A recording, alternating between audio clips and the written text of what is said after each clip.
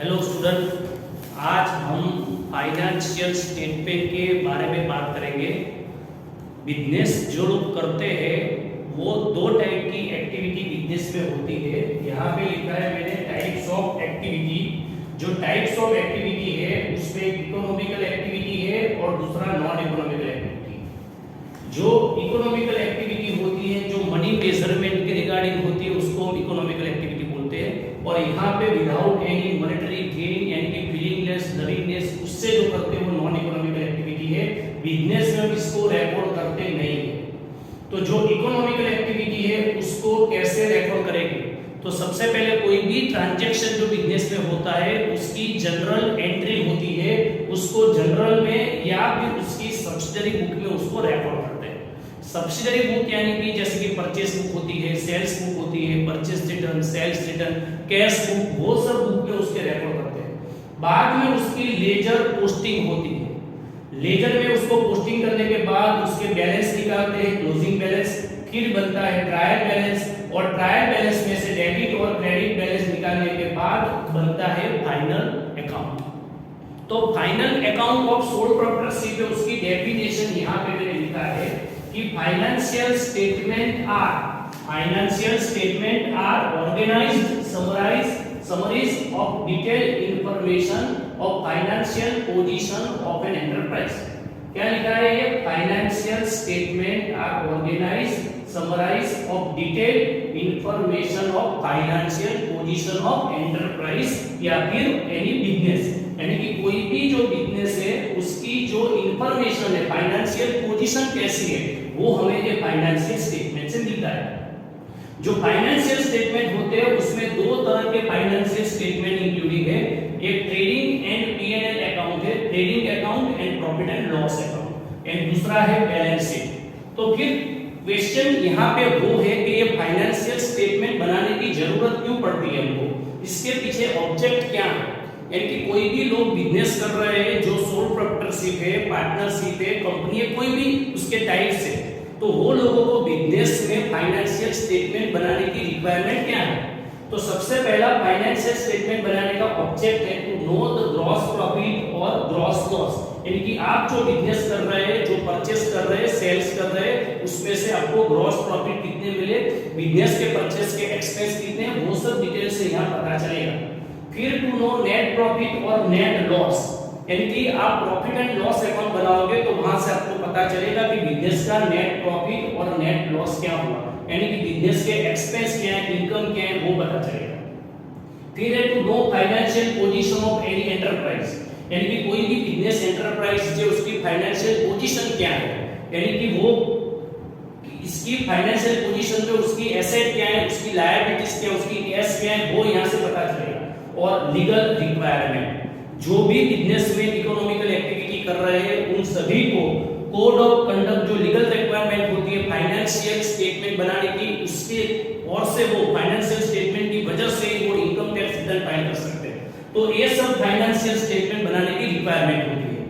यहाँ पे फिर तीन टाइप के फाइनेंशियल स्टेटमेंट जो हमने लिखे, ट्रेडिंग पीएनएल लिखा और बैलेंस शीट लिखा, तो वो सबके लिए रिगार्डिंग हम आगे उसकी बात करेंगे। आपको मेरा ये वीडियो अच्छा लग रहा है तो आप उसको लाइक करें, शेयर करें और सब्सक्राइब करें। Thank you. हमने आगे जो देखा कि भाई फाइनेंशियल स्टेटमेंट जो होता है उसमें ट्रेडिंग अकाउंट होता है, प्रॉफिट एंड लॉस होता है एंड बैलेंस शीट होता है। और फाइनेंशियल स्टेटमेंट बनाने की जो रिक्वायरमेंट होती है उसके लिए जो GP, gross profit, gross loss find करने के लिए, net profit, net loss find करने के लिए, फाइनेंशियल पोजीशन फाइंड करने के लिए, तो अभी वो ट्रेडिंग अकाउंट जो बनाते हैं उसका फॉर्मेट स्पेसिमेन जो है वो हम डिस्कस कर रहे हैं। तो यहाँ पे हम ट्रेडिंग अकाउंट बना रहे हैं, जो उसकी लेफ्ट हैंड साइड है वो डेबिट साइड है और राइट हैंड साइड है वो क्रेडिट साइड है। यहाँ पे पर्टिकुलर अमाउंट डेबिट साइड पे और क्रेडिट साइड पे पर्टिकुलर और अमाउंट। तो ट्रेडिंग अकाउंट में डेबिट साइड पे टू ओपनिंग स्टॉक आएगा पहले, ये फॉर्मेट आपको अच्छे से याद करना पड़ेगा। फिर डेबिट साइड पे आएगा टू परचेज, उसमें से परचेज रिटर्न जो होता है वो अंदर से माइनस करेंगे, and goods goes out other than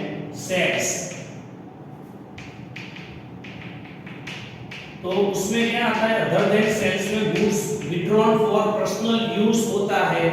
फिर आपका मान लो कि जो गुड्स होता है वो विड्रॉल किया होता है आपने, distributed has a free sample किया होता है आपने, वो सब चीजें आपकी यहाँ पे उसमें से माइनस होगी। फिर आएगा आपका परचेस के रिगार्डिंग एक्सपेंस, यानी कि कैरेज इनवर्ड जो होता है आपका, ऑक्ट्रॉय होता है, वॉरफेज होता है, वो सब चीजें यहाँ पे स्टॉप करें। अब नाना पाई दे रहे मैंने अभी ट्रेडिंग अकाउंट के डेबिट साइड के परचेस में से purchase return and goods goes of other than sales minus करने के बाद यहाँ पे परचेस के एक्सपेंस आएंगे, जैसे कि कैरेज इनवर्ड होता है, ऑक्ट्रॉय होता है, वेजेस होता है, वो सब चीजें यहाँ पे डेबिट साइड पे आएगी, जैसे कि वॉरफेज होता है, डॉक चार्ज होता है, दरमाल होता है, गोदी चार्ज होता है, वो सब यहाँ पे आएगा।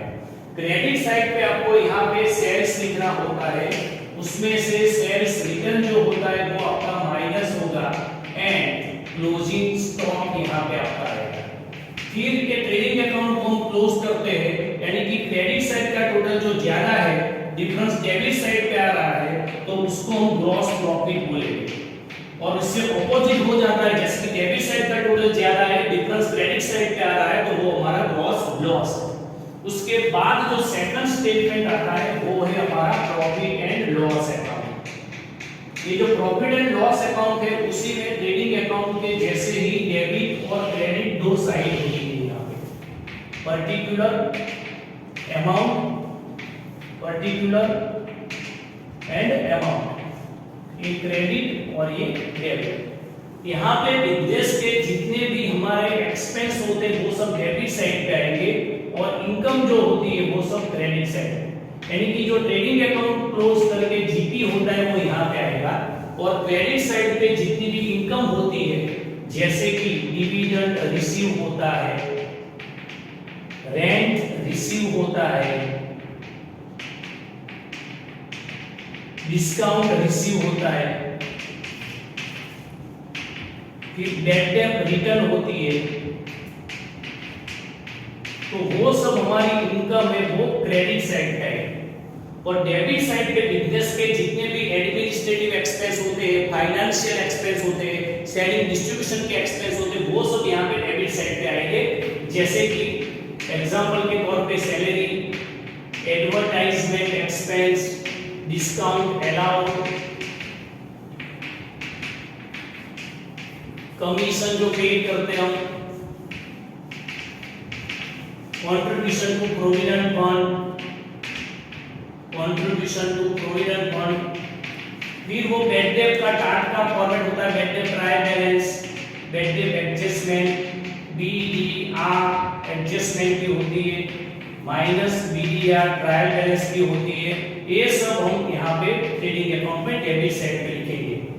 जैसे कि आपका इंटरेस्ट होगा, इंटरेस्ट ऑन लोन होगा, इंटरेस्ट ऑन कैपिटल होगा, यानी कि जितने भी हमारे एक्सपेंस होते हैं, इंश्योरेंस प्रीमियम है, डेप्रिसिएशन है, तो ये सब चीजें यहाँ पे डेबिट साइड पे आपकी आएगी। और इसको क्लोज करने के बाद जो मिलेगा डेबिट साइड पे उसको बोलते हैं नेट प्रॉफिट, और क्रेडिट साइड पे डिफरेंस आता है तो वो होगा आपका नेट लॉस। एंड लास्ट जो है ये ट्रेडिंग अकाउंट का स्पेसिमेन हमने देखा, प्रॉफिट एंड लॉस का स्पेसिमेन देखा, वैसे ही यहाँ पे लास्ट एक बैलेंस शीट का स्पेसिमेन है। वहां पे डेबिट क्रेडिट नहीं होता है, यहाँ पे जो लेफ्ट हैंड साइड है उसको लायबिलिटीज बोलते हैं, अमाउंट, एसेट एंड अमाउंट। तो यहाँ पे जो सबसे पहले हम एसेट की बात करते हैं, वहां पे नॉन करंट एसेट आती है। तो नॉन करंट एसेट में हमारी जो टेंजिबल और इनटेंजिबल एसेट होती है वो यहाँ पे आएगी।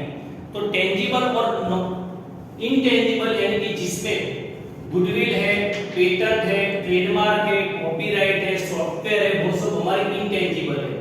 और टेंजिबल में आपका लैंड है, बिल्डिंग है, प्लांट है, मशीनरी है, वो सब चीजें आपकी यहाँ पे आएगी। यानी कि जितनी भी बिजनेस की एसेट है वो सब आएगी, जिसमें लीज होल्ड प्रॉपर्टी भी आ गई यहाँ पे। फिर आपका आएगा नॉन करंट इन्वेस्टमेंट, यानी कि बिजनेस के अंदर जो हम इन्वेस्टमेंट करते हैं वो इन्वेस्टमेंट एंड लास्ट में है करंट एसेट। ये एसेट साइड की बात कर रहे हैं जिसमें डेटर्स आएगा एक, फिर आपका बिल्स रिसीवेबल होता है, कैश बैलेंस आएगा, बैंक बैलेंस आएगा,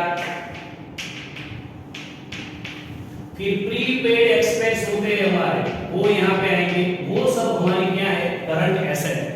और बैलेंस शीट की जो लायबिलिटी साइड है यहाँ पे सबसे पहले कैपिटल आएगा, उसमें जो एडिशनल कैपिटल होती है यानी कि नई कैपिटल लाते हैं तो वो ऐड करेंगे, इंटरेस्ट ऑन कैपिटल जो होता है वो भी ऐड होगा जिससे कैपिटल उसकी इंक्रीज होगी। नेट प्रॉफिट आएगा, उसमें से माइनस करेंगे ड्राइंग, इंटरेस्ट ऑन ड्राइंग, ये सब चीजें यहां से माइनस होके कैपिटल का क्लोजिंग बैलेंस हमको यहां पे मिलेगा। फिर यहां पे नॉन करंट लायबिलिटीज आएगी जिसमें नॉन करंट लायबिलिटीज में हमारी बैंक लोन होती है, अदर जो पब्लिक डिपॉजिट होती है वो सब चीजें यहां पे आएंगी। एंड लास्ट में करंट लायबिलिटीज जो होती है बिजनेस की जिसमें creditors, bills payable, outstanding expense, bank overdraft, provident fund, वो सब चीजें हमारी लायबिलिटीज जो रूटीन में चेंजेस होती है वो करंट लायबिलिटीज। एंड लास्ट में ये बैलेंस शीट के दोनों साइड के टोटल टैली हो जाने चाहिए।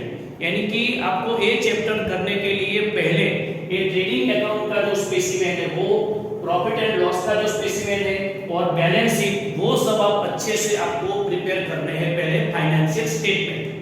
बाद में ये फाइनेंशियल स्टेटमेंट करने के बाद उसमें एडजस्टमेंट आते हैं जैसे कि आउटस्टैंडिंग सैलरी है, प्रीपेड रेंट है, क्लोजिंग स्टॉक है, तो वो सब की ड्यूअल इफेक्ट होती है। तो वो सब भी आपको याद रखना है कि जैसे कि क्लोजिंग स्टॉक दिया है आपको तो फर्स्ट एंट्री यहाँ पे ट्रेडिंग अकाउंट में क्रेडिट साइड पे आएगी और सेकंड एंट्री है बैलेंस शीट में करंट एसेट जो है वहां पे क्लोजिंग स्टॉक आएगा। ऐसे भी कोई एक्सपेंस आउटस्टैंडिंग है जैसे कि सैलरी है और उसमें आउटस्टैंडिंग है तो ये सैलरी है उसमें वो आउटस्टैंडिंग एक्सपेंस जो होता है वो यहाँ पे प्लस होगा और बैलेंस शीट में जो लायबिलिटी साइड ऊपर होता है वहां पे आउटस्टैंडिंग एक्सपेंस वहां पे लायबिलिटी साइड आएगा। ऐसे प्रीपेड होगा एक्सपेंस जैसे कि एडवर्टाइजमेंट एक्सपेंस है वो प्रीपेड है तो यहां से हम उसको माइनस करेंगे प्रॉफिट एंड लॉस में से और दूसरी एंट्री उसकी बैलेंस शीट में जो होता है वहां पे करंट एसेट की साइड पे प्रीपेड एक्सपेंस लिखेंगे। ऐसे जैसे एडजस्टमेंट होते हैं वो सब एडजस्टमेंट हम सॉल्व करते हैं। तो फिलहाल हम यहाँ पे ट्रेडिंग पीएनएल और बैलेंस शीट के फॉर्मेट को आज हमने देखा है। अब आपको ये मेरा वीडियो अच्छा लग रहा है तो आप अपने फ्रेंड्स पे उसको शेयर करो, लाइक करो मेरे चैनल को और सब्सक्राइब करो सब। Thank you.